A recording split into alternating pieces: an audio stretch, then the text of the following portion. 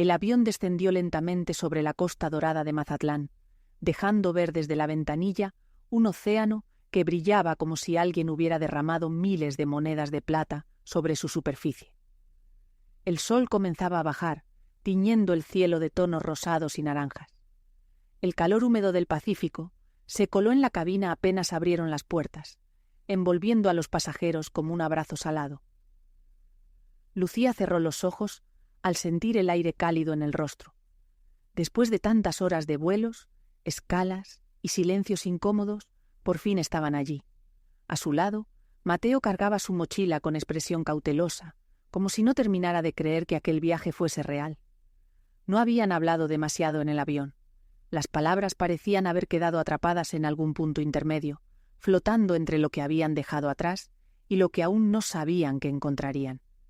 Tomaron un taxi desde el aeropuerto, y durante el trayecto, las calles de Mazatlán comenzaron a desplegarse ante ellos como un telón que se abre lentamente. Fachadas coloniales de colores pastel, balcones con bugambilias colgando, vendedores ambulantes ofreciendo cocos fríos y camarones al limón. Las olas rompían a lo lejos, un sonido constante que parecía marcar el pulso de la ciudad. «Es diferente», murmuró Mateo mirando por la ventana, como si todo aquí se moviera más despacio. «Eso es justo lo que necesitamos», respondió Lucía, sin apartar la vista del mar. El taxi los dejó frente a una pequeña posada en el malecón. El edificio, pintado de azul celeste y blanco, olía a sal y a madera vieja. La recepcionista, una mujer de cabello plateado, recogido en un moño, les entregó las llaves con una sonrisa que parecía conocer secretos del mar. Su habitación tenía un balcón diminuto con vista al océano. Dejaron el equipaje y salieron casi de inmediato, caminando descalzos por la arena tibia mientras el sol terminaba de hundirse en el horizonte. A esa hora, Mazatlán parecía suspenderse en un tiempo propio. Niños jugando con cometas, parejas paseando en bicicleta, pescadores recogiendo sus redes como si cada movimiento formara parte de una coreografía antigua. Lucía respiró hondo. Sentía que, por primera vez en mucho tiempo, el silencio dentro de su pecho comenzaba a deshacerse. «¿Entonces?», dijo Mateo rompiendo la quietud. «¿Aquí empieza todo?». Ella lo miró y en su sonrisa había un destello de vértigo y esperanza. «¿Aquí empieza todo?», respondió. Las olas lamieron sus pies, como si el mar aprobara aquel pacto silencioso. Desde el primer día en la casa de Mazatlán, Mercedes sintió que algo no estaba bien. Tomás y Camila habían insistido en que vivir con ellos sería más cómodo para todos, que así podrían estar más cerca de ella y cuidarla. Pero la realidad pronto mostró otra cara. Al principio fueron pequeñas omisiones: su taza de café a medio llenar, sus frutas favoritas olvidadas en la compra, platos que se servían sin preguntarle si quería participar. Cada gesto parecía minúsculo, casi insignificante, pero día tras día acumulaban un peso insoportable. La casa, que debería haber sido un refugio tras años de soledad, comenzó a sentirse como una jaula invisible. Una mañana, Mercedes bajó a la cocina para desayunar y se encontró con que su silla habitual estaba ocupada por Camila, que charlaba animadamente con un amigo. «Oh, ¿quieres sentarte aquí?», preguntó Camila con una sonrisa demasiado brillante, señalando un rincón incómodo. Mercedes asintió en silencio y tomó asiento. Sentada allí, sintió que cada palabra que Camila decía la atravesaba como cuchillos invisibles. No estaba invitada a la conversación, no tenía voz, no existía. Los días siguientes fueron similares. Su manta favorita desapareció de la sala, accidentalmente donada a la caridad según Camila. Sus vitaminas fueron cambiadas por unas más baratas que le causaban malestar. Cada pequeña acción era una señal clara. Mercedes estaba siendo empujada lentamente hacia la invisibilidad. Tomás parecía seguir la misma estrategia, aunque con un estilo diferente. Movía muebles sin avisarle, reorganizando la casa como si ella fuera un objeto más, un adorno que podía colocarse y retirarse según su conveniencia. Cuando preguntaba por algo, su voz era ignorada o recibía respuestas cortas y secas. Su opinión no importaba, Su presencia no contaba. Con cada acto de desdén, Mercedes se sentía más pequeña, más transparente. La casa de Mazatlán, con su balcón al mar y sus paredes llenas de luz, se transformaba poco a poco en un lugar donde caminar significaba hacerlo como un espectro, evitando tropiezos con la vida de otros, aprendiendo a moverse sin molestar, a respirar sin hacer ruido. Pero no todo estaba perdido. En medio de la humillación diaria, Mercedes comenzó a observar, a escuchar, a notar los patrones. Cada comentario sarcástico, cada gesto despectivo, cada descuido intencional, se guardaba en su mente y en un cuaderno pequeño que llevaba consigo. Allí registraba cada conversación, cada olvido, cada signo de desprecio. Sus ojos, antes llenos de confusión y tristeza, ahora comenzaban a ver con claridad. La intención de Tomás y Camila no era solo desconsideración, sino control. Una tarde, mientras ellos discutían en la sala sobre la compra de un electrodoméstico nuevo, Mercedes se retiró a su habitación y se sentó frente a su balcón. El sol bajaba sobre el malecón, tiñendo las olas de un dorado intenso. Respiró hondo y comprendió algo que cambió su perspectiva. Si ellos querían hacerla desaparecer, ella podía usar esa invisibilidad como escudo. Podía observar, registrar y prepararse. No era una víctima, era un fantasma consciente. Esa noche, mientras escuchaba el rumor del mar y los pasos resonando en el piso de madera, Mercedes se prometió a sí misma algo silencioso pero firme. No dejaría que la borraran. Cada pequeña humillación sería guardada como evidencia de su fuerza, y cada acto de desprecio sería un recordatorio de que aún tenía poder, incluso en la sombra que ellos creían haber creado. Ese día, Mercedes sintió como algo dentro de ella se quebraba, y al mismo tiempo comenzaban los fis a endurecerse. Camila, con un gesto brusco, derramó café sobre la mesa frente a ella, y dijo con una sonrisa helada: «Solo comes y no ayudas». La frase retumbó en su mente como un martillo. No era un accidente, no era un enojo pasajero. Era un juicio, una sentencia sobre su valor, o mejor dicho, sobre la ausencia de él. Mercedes se quedó inmóvil, sintiendo cómo cada palabra se incrustaba en su pecho. Durante años había creído que su dedicación y sacrificio por la familia serían suficientes para recibir respeto y cariño. Pero allí estaba la verdad desnuda. No la veían como madre, abuela o ser querido.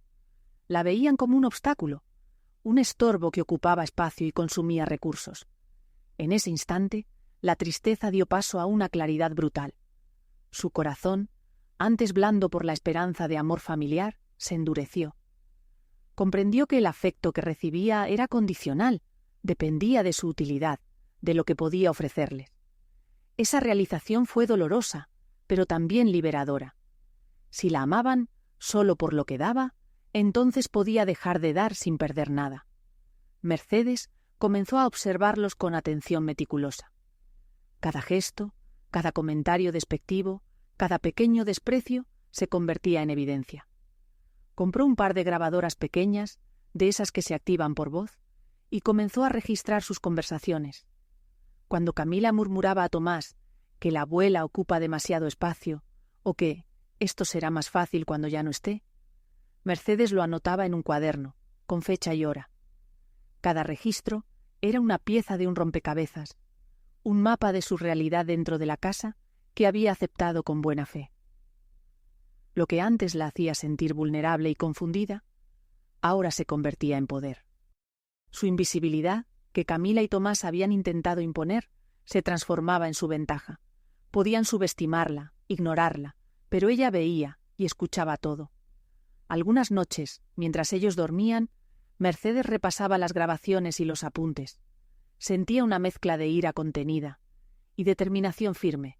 Ya no se trataba de soportar, se trataba de prepararse, de protegerse, de asegurarse de que cada injusticia tuviera testimonio. Cada «solo comes y no ayudas» se convertía en un recordatorio de que debía luchar, no con violencia, sino con astucia y estrategia.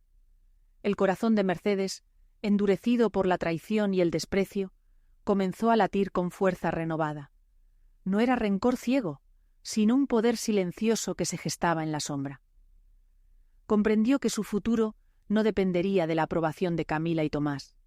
Comprendió que su dignidad, su independencia y su vida debían ser reclamadas y que para ello la paciencia y la observación eran sus mejores armas. Esa noche, mirando el reflejo de la luna sobre el mar desde la ventana, Mercedes sonrió por primera vez en semanas. No era una sonrisa de alegría, era la sonrisa de alguien que había descubierto su fuerza, de alguien cuyo corazón, aunque endurecido, estaba listo para defenderse y reconstruir su vida, paso a paso, evidencia por evidencia. Mercedes despertó con una sensación extraña, una mezcla de miedo y determinación que la mantenía alerta. Después de semanas de soportar desprecios y silencios calculados, sabía que había llegado el momento de tomar el control de su vida y de la casa que, aunque compartida, seguía siendo legalmente suya. Comenzó con pequeños pasos, discretos pero precisos. Cada acción, cada movimiento, estaba pensado para protegerse y acumular pruebas. Instaló una grabadora adicional en la sala, otra en la cocina. Registraba cada conversación, cada comentario sobre su supuesta inutilidad, cada orden de Camila y Tomás. Cada palabra se convertía en evidencia de cómo la habían tratado, cómo habían intentado borrarla de su propia vida. Al mismo tiempo, comenzó a reorganizar sus pertenencias, no para adaptarse, sino para asegurarse de que lo más valioso estuviera seguro. Sus recuerdos, fotografías, documentos importantes, su medalla de reconocimiento en la escuela de su nieto, todo fue cuidadosamente guardado en cajas discretas y trasladado a un lugar seguro fuera de la casa. Camila y Tomás creían que la estaban debilitando, que la convertían en un espectro invisible, pero Mercedes estaba construyendo su fortaleza. El control no se limitaba a lo físico, también era emocional y estratégico. Cada vez que Camila le decía que no debía preparar nada para la cena porque ya habían ordenado comida, Mercedes tomaba nota. Cada vez que Tomás mencionaba la molestia que causaba su presencia, Mercedes lo registraba. Ya no se sentía humillada, se sentía fuerte. Cada desprecio era un ladrillo más en los muros de su defensa. Un día, mientras organizaba sus notas y grabaciones, recordó los documentos que su esposo había guardado años atrás: escrituras, recibos de impuestos y formularios legales. Todo estaba intacto, olvidado por ellos en la prisa de su mudanza. Mercedes revisó cada página, confirmando lo que ya sospechaba. La casa seguía siendo completamente suya. Ningún traspaso había sido firmado, ningún poder legal había sido cedido. La realización fue un golpe de claridad. Los intrusos creían tener autoridad, pero ella tenía la verdad y el derecho. A partir de ese momento, su enfoque cambió. No se trataba solo de registrar abusos, se trataba de preparar su reclamación. Con cada día que pasaba, Mercedes sentía cómo la desesperación se transformaba en un poder silencioso. No necesitaba confrontaciones impulsivas ni gritos. Su arma era la evidencia, su estrategia era la paciencia, y su objetivo era recuperar lo que legítimamente le pertenecía. Mientras sus intrusos continuaban ignorándola, tratando de borrar su presencia, Mercedes trabajaba en silencio, reorganizando documentos, protegiendo recuerdos y construyendo un caso sólido. Cada gesto que ellos consideraban insignificante, cada acción sutil de desprecio, se sumaba a la fortaleza de su plan. Finalmente, la invisibilidad que antes le había causado dolor se convirtió en su aliada. Podían subestimarla, no verla, y ella avanzaba en secreto, paso a paso, hacia la victoria. Esa noche, al sentarse frente a la ventana y contemplar el mar de Mazatlán iluminado por la luna, Mercedes comprendió algo esencial. El control de su vida no dependía de la aceptación de los demás. Dependía de su claridad, de su planificación y de su valentía para enfrentar lo que antes la había hecho sentir impotente. Su corazón, endurecido por la traición y el desprecio, latía con fuerza renovada, listo para reclamar justicia y dignidad, pieza por pieza. Mercedes sabía que la paciencia y la evidencia que había acumulado no serían suficientes sin la protección de la ley. Tras revisar cada documento, cada grabación, decidió contactar a un abogado de confianza. Don Arturo Salcedo, un viejo amigo del bufete que había manejado los asuntos legales de su difunto esposo. Su voz al teléfono le dio un primer alivio, firme y segura, como un ancla en medio de la tormenta. «Mercedes, me alegra que me llames. Cuéntame todo con detalle», dijo Arturo. Y ella, con calma medida, relató cada humillación, cada desprecio, cada intento de borrarla de su propia casa. Desde la falsificación del préstamo hasta los pequeños sabotajes diarios, cada acción quedó registrada en su voz, en sus notas y en sus grabaciones. Arturo escuchaba, tomando nota, con la seriedad que requería un caso de esta magnitud. La primera medida fue enviar un cease and desist a la institución financiera que había recibido la solicitud fraudulenta. El préstamo había sido solicitado a su nombre, sin su consentimiento, y su abogado bloqueó inmediatamente cualquier posibilidad de que avanzara. Para Mercedes fue un alivio sentir que la ley empezaba a respaldar su posición. Ya no estaba sola, y sus derechos estaban protegidos. Luego vino la revisión del título de propiedad. Los documentos estaban completos, claros, indiscutibles. La casa seguía siendo legalmente suya. Arturo preparó una affidavit para el condado, reafirmando la titularidad de Mercedes y colocando un gravamen preventivo que impedía cualquier maniobra financiera de Tomás y Camila sobre la propiedad. Cada paso era una reconstrucción de su poder perdido, una reclamación silenciosa que se sentía más fuerte que cualquier palabra dicha enojadamente. Paralelamente, se redactó un testamento de emergencia, asegurando que en caso de cualquier eventualidad, su herencia y posesiones irían a entidades benéficas y no a los descendientes que habían intentado traicionarla. Todo estaba calculado al detalle. Las grabaciones, los documentos, las pruebas de falsificación y los registros de abuso psicológico se convertirían en evidencia sólida frente a cualquier intento de disputarle lo que legítimamente le pertenecía. Mercedes se movía con cuidado, como una estratega en un tablero de ajedrez. Cada gracias cortés en la mesa, cada movimiento aparentemente sumiso, era parte de un plan que solo ella podía ver. Mientras Tomás y Camila creían que la estaban agotando y desplazando, Mercedes estaba reconstruyendo su fortaleza desde dentro.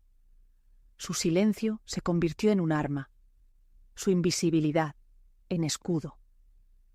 Todo lo que antes parecía humillación, ahora alimentaba su determinación y claridad. Durante días, revisó cada detalle con Arturo. Documentos de propiedad, facturas, recibos, mensajes, grabaciones de voz. Nada quedaba al azar.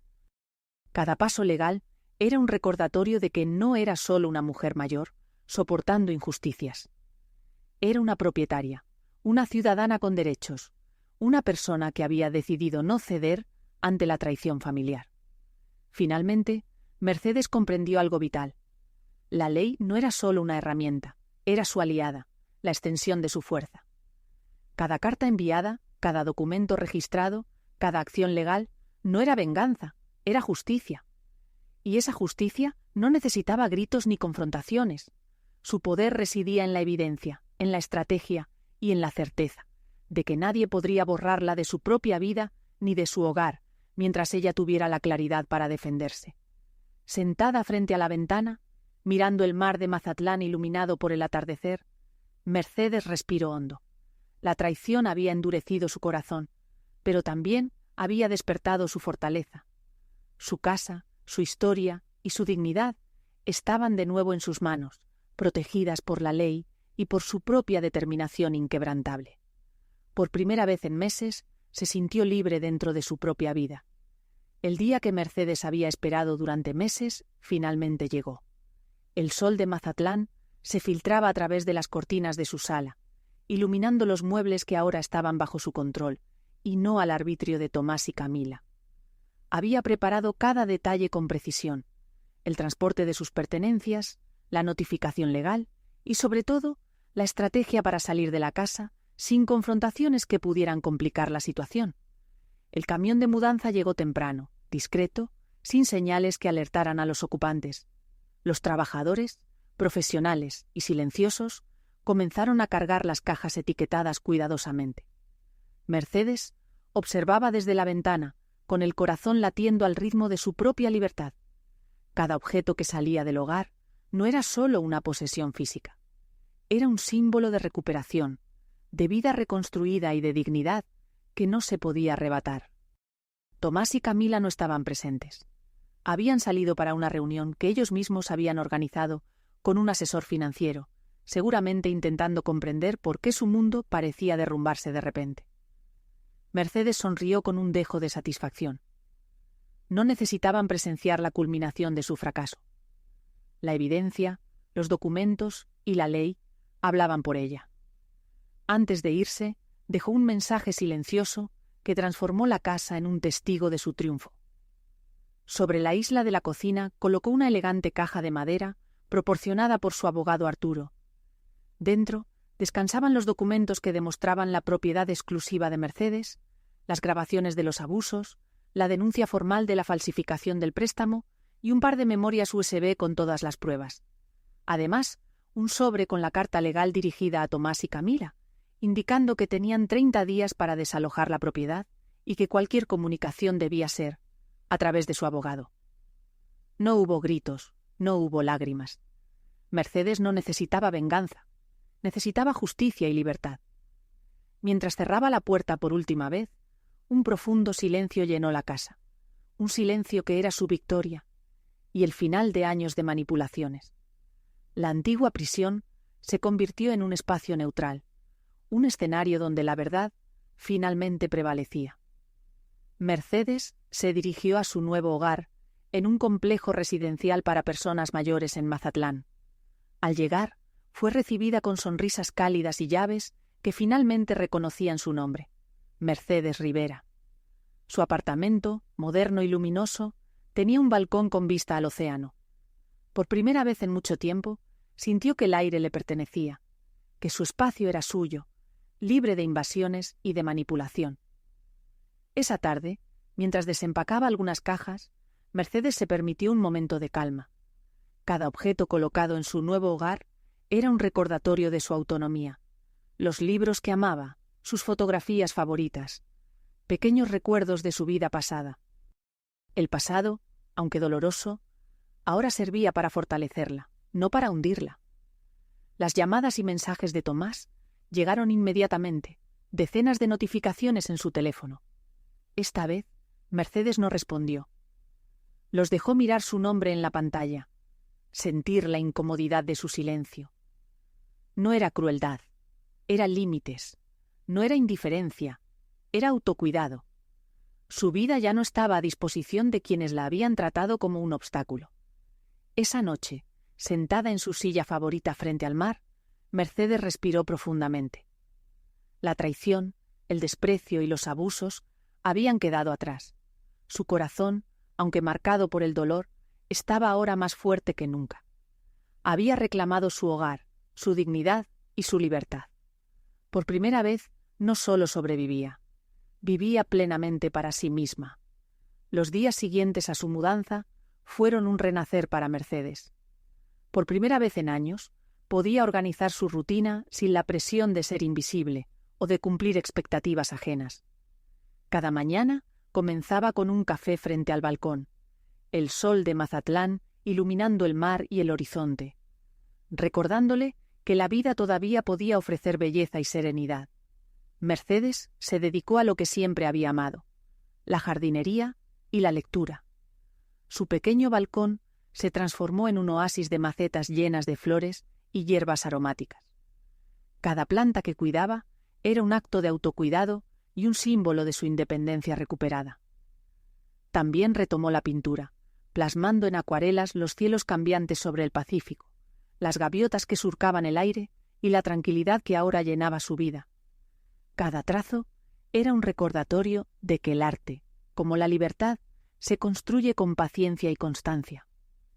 El contacto con Tomás y Camila se redujo a lo estrictamente legal, y Mercedes se sorprendió al descubrir lo liberador que era no tener que justificar su existencia ante ellos.